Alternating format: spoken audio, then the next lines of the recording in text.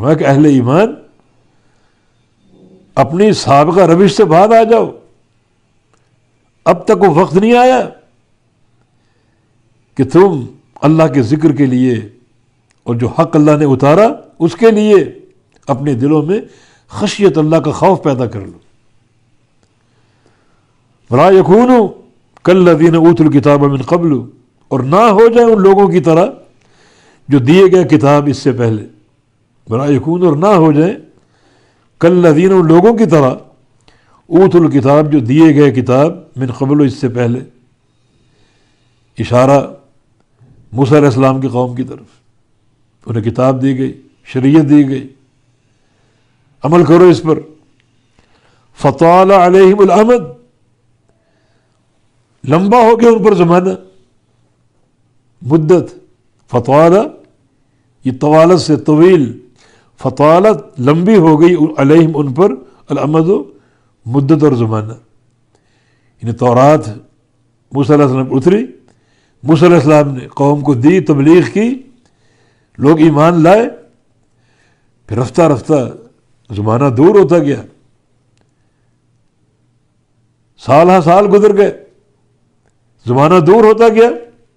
فقست قلوبہم، تو سخت ہو گئے ان کے دل، سخت ہو گئے۔ جب تک موسیٰ علیہ السلام تھے، تعلیمات تھیں، عمل کی صورت تھی، بہت سے لوگ عمل کرنے والے، ایمان لانے والے، رفتہ رفتہ جب زمانہ لمبا ہو گیا لوگوں اور موسیٰ علیہ السلام کے مابین، تو ان کے دلوں میں سختی آ گئی۔ فقست قلوبہم، سخت ہو گئے ان کے دل۔ وکثیر منہم فاسقون، اور بہت سے لوگ ان میں سے فاسق ہو گئے۔ یعنی قست قلوبہم، دلوں کی قساوت، دلوں کی سختی، جو بڑا بھیانک عذاب ہے۔ اللہ تعالیٰ جس بندے کے دل کو سخت کر دے، مانا مہر لگ گئی، سخت دل میں ہدایت کیسے داخل ہوگی؟ یہ تو نرم دلی چاہیے، دل کی زمین نرم ہو، رقت ہو، دل میں انابت ہو، وہ بندہ ہدایت قبول کرتا ہے۔ اور اگر دل کی سختی ہو تو کیسے ہدایت قبول کرے گا؟ تبھی تو نبی علیہ السلام کی حدیث ہے کہ ابعد الناس من اللہ القلب القاسی، اللہ تعالیٰ سے سب سے دور وہ شخص ہے جس کا دل سخت ہو، جس کا دل سخت ہو۔ بعض صحابہ آتے نبی علیہ السلام سے، سخت دل کی سختی کی شکایت کرتے۔ نبی علیہ السلام کے بہت سے فرامین ہیں، یتیم کی پرورش کرو، یتیم کے سر پہ ہاتھ پھیرو، ذکر اللہ کی آپ تعلیم دیتے۔ اور ایک حدیث میں لا تحتقر من المعروف شیئا، کسی نیکی کو حقیر نہ جانو، جو نیکی سامنے کر گزرو اسے، یہ نہ سمجھو کہ چھوٹی ہے، اس سے کیا بنے گا، کیا فرق پڑے گا، کر گزرو اسے اللہ کی رضا کے لیے۔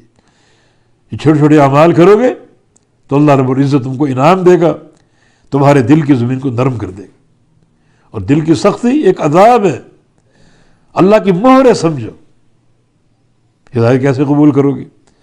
تو بنی اسرائیل، موسیٰ علیہ السلام کی قوم، ان کی طرح مت ہو جاؤ کہ جو ہی لمبا زمانہ گزرا دلوں میں سختی آ گئی۔